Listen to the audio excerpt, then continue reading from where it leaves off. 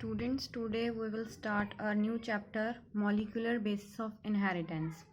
पिछले चैप्टर में आपने पढ़ा कि मेंडल ने फैक्टर्स के बारे में बात की जो एक पेरेंट से दूसरे पेरेंट में ट्रांसफ़र हो रहे हैं। आज हम बात करेंगे जो जेनेटिक मटेरियल डिस्कवर किया बहुत सारे सालों के बाद, उसे हम कहते हैं DNA, that is deoxyribo nucleic acid. Majority of organisms में यही जेनेटिक मटेरियल एक्ट करता है। कुछ एक ऑर्गेनिजम्स हैं लाइक वायरसेस वगैरह, उनमें आरएनए जेनेटिक मटेरियल एक्ट करता है। तो हमारे पास दो ही तरह के न्यूक्लिक एसिड्स हैं, DNA and RNA, that is deoxyribo nucleic acid and ribo nucleic acid. Maximum organisms में डीएनए जेनेटिक मटेरियल होगा, कुछ वायरसेस वगैरह में आरएनए। आरएनए के और भी बहुत फंक्शंस हैं, वो एज अ अडेप्टर, स्ट्रक्चरल और समटाइम्स वो एज अ कैटलिस्ट भी एक्ट करता है।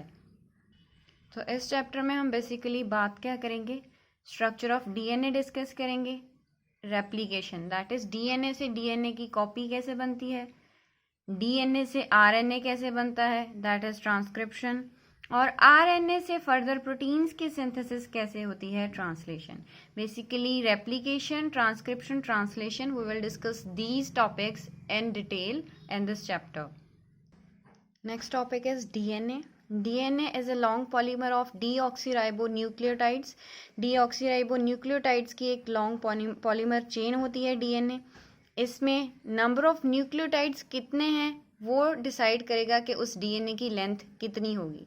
तो हर एक ऑर्गेनिज्म में डीएनए की लेंथ वेरी करती है और सब में अपनी अपनी होती है। ह्यूमन की बात करें तो ह्यूमन के डीएनए में 3.3 × 10⁹ बेस पेयर्स होंगे। फर्दर बात करते हैं स्ट्रक्चर ऑफ पॉलीन्यूक्लियोटाइड चेन की। एक न्यूक्लियोटाइड के स्ट्रक्चर में 3 मेन कंपोनेंट्स होते हैं। एक नाइट्रोजिनस बेस होता है, एक हमारे पास पेंटोस शुगर होती है, वो आरएनए में राइबोस शुगर होगी और डीएनए में डीऑक्सीराइबोस शुगर, और एक हमारे पास फॉस्फेट ग्रुप होता है। यही 3 कंपोनेंट्स जो हैं मिलकर एक न्यूक्लियोटाइड बनाते हैं।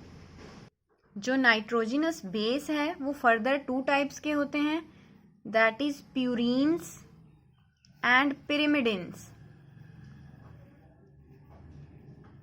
प्यूरीन्स में आते हैं एडेनिन एंड ग्वानिन, पिरिमिडीन्स में आते हैं cytosine, uracil and thymine.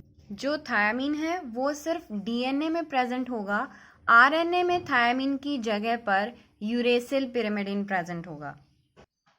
These purines and pyrimidines that is nitrogen bases, ये लिंकेज शो करते हैं पेंटोस शुगर के साथ, उसे हम एन ग्लाइकोसिडिक लिंकेज कहते हैं। जब भी शुगर और नाइट्रोजन बेस मिलेंगे तो उसे हम न्यूक्लियोसाइड का नाम देंगे। न्यूक्लियोसाइड के साथ फर्दर एक फॉस्फेट ग्रुप ऐड हो जाता है तो उसे हम न्यूक्लियोटाइड बोल देते हैं। फॉस्फेट ग्रुप की भी पोलैरिटी होती है। जब भी एक फॉस्फेट ग्रुप शुगर के साथ लिंक होगा तो वो 2 जगह से होगा। एक तो उसके 5' एंड पे OH ग्रुप होगा, उससे लिंक होगा। इस लिंकेज को फॉस्फोएस्टर लिंकेज बोलते हैं। 2 जगह से लिंक होता है फॉस्फेट ग्रुप शुगर के साथ, एक 5' एंड पे, एक 3' एंड पे, तो इसे हम फॉस्फोडाइएस्टर लिंकेज बोल देते हैं। फर्दर डीएनए के स्ट्रक्चर की बात करें तो वॉटसन एंड क्रिक ने एक्सरे डिफ्रैक्शन स्टडी से बताया कि डीएनए में डबल हेलिक्स स्ट्रक्चर होता है, मींस 2 स्ट्रैंड्स आर देयर, दोनों न्यूक्लियोटाइड चेन से बने होते हैं। फर्दर एरविन चेरगाफ ने अपने रूल्स दिए थे डीएनए के स्ट्रैंड में क्या होता है। उन्होंने कहा कि प्यूरीन्स एंड पिरिमिडीन्स इक्वल अमाउंट में प्रेजेंट होंगे, जितने प्यूरीन्स होंगे उतने ही पिरिमिडीन्स होंगे, और एडेनिन थायमीन के कॉम्प्लीमेंट्री होगा बेस पेयर की फॉर्मेशन में, और ग्वानिन साइटोसिन की कॉम्प्लीमेंट्री जगह पर होगा बेस पेयरिंग में। डीएनए स्ट्रक्चर के फीचर्स की बात करें तो हमारे पास 2 स्ट्रैंड्स होंगे, न्यूक्लियोटाइड चेन्स होंगी। सेकंड, इनकी पोलैरिटी एंटी पैरेलल होगी।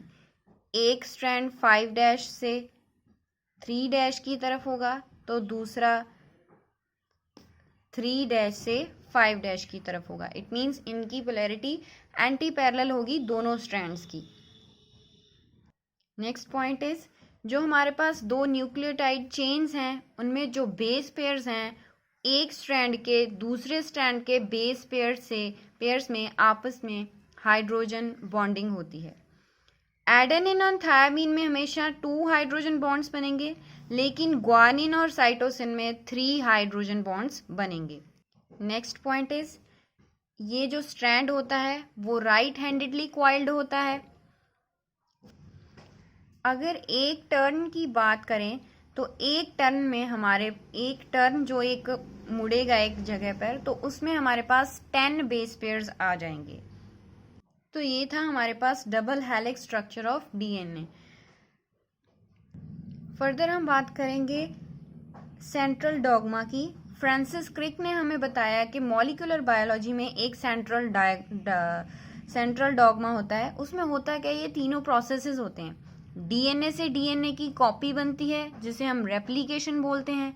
डीएनए से एमआरएनए बनता है जिसे हम ट्रांसक्रिप्शन बोलते हैं। और एमआरएनए से फर्दर प्रोटीन्स की सिंथेसिस होती है जिसे हम ट्रांसलेशन बोलते हैं। This is known as the central dogma of life.